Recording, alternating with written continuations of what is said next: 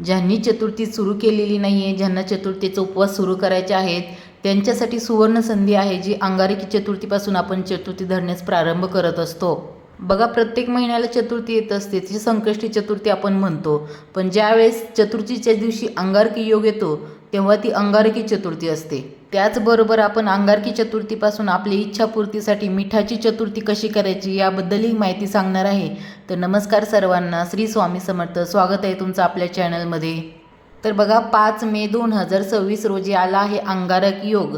म्हणजे जेव्हा चतुर्थीच्या दिवशी अंगारक योग येतो, तेव्हा त्या चतुर्थीला अंगारकी चतुर्थी म्हटलं जातं.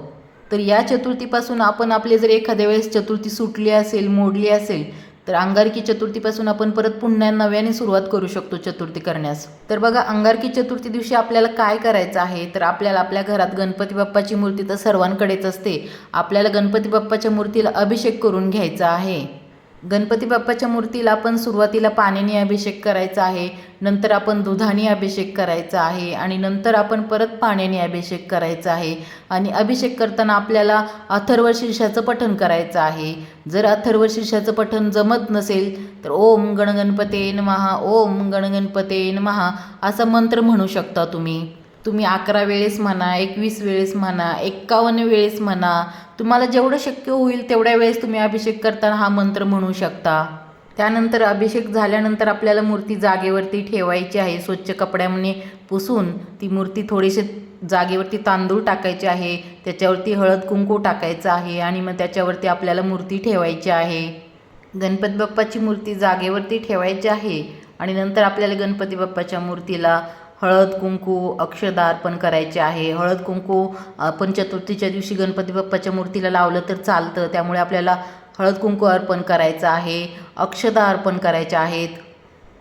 त्यानंतर बघा, आपल्याला फुलं, आपल्याकडं जर त्या दिवशी जास्वंदाची फुलं भेटली तर खूप उत्तम. लाल कलरचं जास्वंदाचं फूल गणपती बाप्पाला अतिप्रिय आहे, त्यामुळे लाल कलरचं जास्वंदाचं फूल तुम्हाला भेटलं तर अवश्य अर्पण करा गणपती बाप्पाच्या मूर्तीला. गणपती बाप्पाला कुठल्या कुठल्या वस्तू प्रिय आहेत, तर जास्वंदाचं फूल प्रिय आहे, दुर्वा प्रिय आहे आणि गुळ खोबऱ्याचा नैवेद्य प्रिय आहे, लाडूचा नैवेद्य प्रिय आहे. या गोष्टी आपल्याला त्या दिवशी आवर्जून करायच्या आहेत. यातली एक जरी गोष्ट आपल्याला, जी प्रिय वस्तूमधली एक जरी गोष्ट अर्पण करायला भेटली तर खूप छान. नंतर आपल्याला धूप वगैरे ओवाळून घ्यायचं आहे, गणपती बाप्पाची आरती करून घ्यायची आहे आपल्याला. आणि त्यानंतर आपल्याला गणपती बाप्पाला गुळ खोबऱ्याचा नैवेद्य दाखवायचा आहे. आपण सकाळच्या वेळेस जेव्हा पूजा करतो तेव्हा गुळ खोबरं नैवेद्य दाखवायचं आहे आणि संध्याकाळी आपल्याला मोदकाचा नैवेद्य आवर्जून करायचा आहे. 21 मोदक आवर्जून करायचे आहेत. कारण बघा, गणपती बाप्पाला मोदक हे अतिप्रिय आहेत, त्याबरोबर लाडू पण प्रिय आहे. तुम्ही लाडूचा पण नैवेद्य दाखवू शकता. त्याबरोबर बघा, गणपती बाप्पाला दुर्वा अतिप्रिय आहे आणि आपण त्यांना दुर्वा जेव्हा अर्पण करणार आहोत तेव्हा जर आपल्याला आपली एखादी इच्छा पूर्ण करून घ्यायची असेल तर ती दुर्वा 21 दुर्वा घ्यायच्या आहेत. आपल्याला गणपती बाप्पासमोर अशा हातामध्ये ठेवायच्या आहेत आणि दुर्वाच्या बुडाला ज्या जाड काडी आहे तिथं आपल्याला हळद लावायची आहे, हळद आणि कुंकू लावायचं आहे आणि प्रार्थना करायची आहे आणि नंतर आपल्याला सेवा करायची आहे दुर्वा हातामध्ये घेऊन. आपली जर एखादी मनोकामना असेल तर आपण ती पूर्ण होण्यासाठी इथं 11 वेळेस गणेश स्तोत्र पठण करू शकता. तुम्ही गणेश स्तोत्राचं पठण करू शकता किंवा अथर्वशीर्ष तुम्हाला जर शक्य असेल तर 11 वेळेस तुम्ही अशी दुर्वा हातात घेऊन पठण केलं तर अतिउत्तम होईल. तुमची इच्छा पूर्ण होण्यास खूप मदत होईल. पण गणेश स्तोत्र पण पठण केलं तरीही चालेल. अशी सेवा करायची आहे आणि नंतर ती दुर्वा आपल्याला गणपती बाप्पांना अर्पण करायची असते. जर तुम्हालाही इच्छा असेल तर तुम्ही अशी सेवा करू शकता. तुमची एखादी गोष्ट असेल, जास्त करून बघा मुलांच्या अभ्यासात मन लागत नसेल तर ही सेवा जी आहे ती खूप प्रभावी आहे, ज्यामुळे मुलांना अभ्यासात मन लागण्यास मदत होते. त्यामुळे तुम्ही ही सेवा आवर्जून करू शकता, ज्यामुळे मुलांना अभ्यासामध्ये मन लागेल, आवड निर्माण होईल अभ्यासाची. किंवा तुम्ही जर स्वतः विद्यार्थी असाल तरी पण ही सेवा तुम्ही करू शकता. दुर्वा हातामध्ये घेऊन 11 वेळेस गणेश स्तोत्र पठण करू शकता. खूप प्रभावी सेवा आहे ही. त्याचबरोबर बघा, ज्यांना मिठाची चतुर्थी करायची आहेत त्यांनी कसं करावं, तर मिठाची चतुर्थी म्हणजे कसं, तर 21 चतुर्थ्या करायच्या असतात आणि अंगारकी चतुर्थीपासून त्याची सुरुवात करायची असते.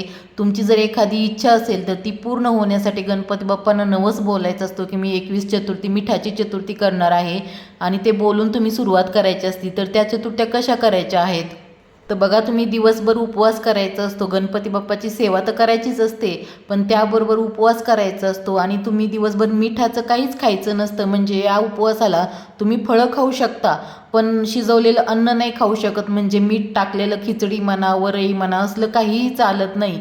या उपवासाला तुम्ही फळं खाऊ शकता, दूध केळी खाऊ शकता, कोणतेही फळ खाऊ शकता. आणि संध्याकाळी आपल्याला गणपती बाप्पाला आरती वगैरे झाल्यानंतर नैवेद्य दाखवायचा असतो. ते 21 मोदक बनवायचे असतात. आता हे मोदक आपण नेहमी जे सारण करतो तेच करायचं असतं. आणि ह्या सारणात फक्त आपण जेव्हा कणिक मळतो मोदक करण्यासाठी, त्या कणकीमध्ये मीठ टाकायचं नसतं. कारण बघा, आपल्याला मिठाचं खायचं नाही आहे त्या दिवशी. त्यामुळे पूर्ण 21 मोदक जे आहेत ते बिना मीठ टाकता कणिक मळून करायचे आहेत.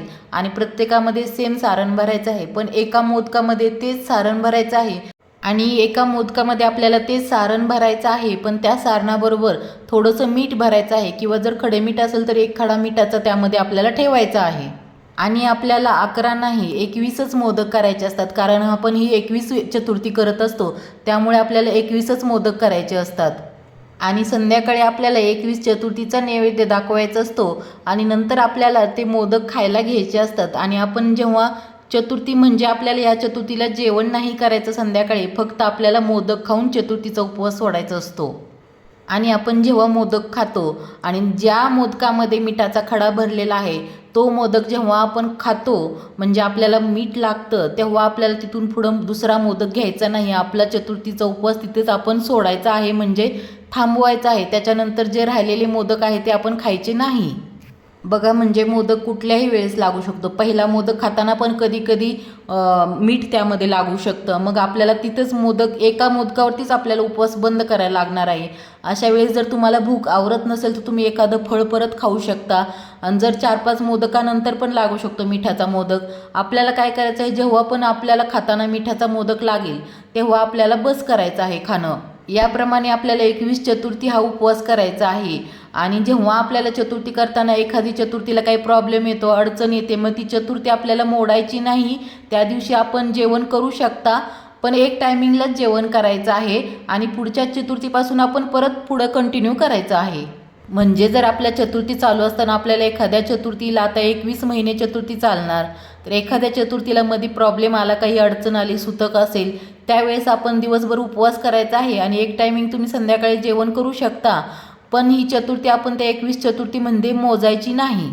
आणि त्यानंतरची आपण चतुर्थी करू तिथून आपण ती पकडायची आहे, कंटिन्यू करायची आहे. आणि हे 21 चतुर्थी जेव्हा कंप्लीट होतील तेव्हा आपल्याला त्या चतुर्थीचं उद्यापन करायचं असतं. मग ते साध्या सिंपल पद्धतीने पण आपण उद्यापन करू शकता. तुम्ही साध्या सोप्या पद्धतीने करा किंवा तुम्हाला जसं ॲडजस्ट होईल तसं करू शकता उद्यापन. एखाद्या ब्राह्मण काकांना तुम्ही विचारलं कसं काय, तर ते सर्व तुम्हाला सांगतील कशा प्रकारे करायचं आहे. आणि आपल्या जवळचे नातेवाईक बोलवून तुम्ही त्यांना प्रसाद देऊ शकता, किंवा जो तुम्हाला वाटत असेल तर तुम्ही त्यांना जेवणही बनवू शकता. आणि छोटीशी पूजा असते ती तुम्ही ब्राह्मण काकाकडून करून उद्यापन करू शकता. तर अशा प्रकारे आपल्याला 21 चतुर्थ्या करायच्या आहेत, ज्या मिठाची चतुर्थी म्हणतात. ती तुम्हाला जर इच्छा असेल, तुमची एखादी इच्छा पूर्ण करण्यासाठी तुम्ही हे व्रत करू शकता. आणि हे व्रत जे आहे ते अंगारकी चतुर्थीपासूनच सुरू केले जाते. आता बघा, आपल्याला अंगारकी चतुर्थी दिवशी काय सेवा करायच्या आहेत, तर आपण अथर्व शीर्षाचं पठण करू शकता. मग 1 वेळेस करा किंवा 11 वेळेस करा, जेवढे जमेल तुम्हाला तेवढ्या वेळेस तुम्ही अथर्व शीर्षाचं पठण करू शकता.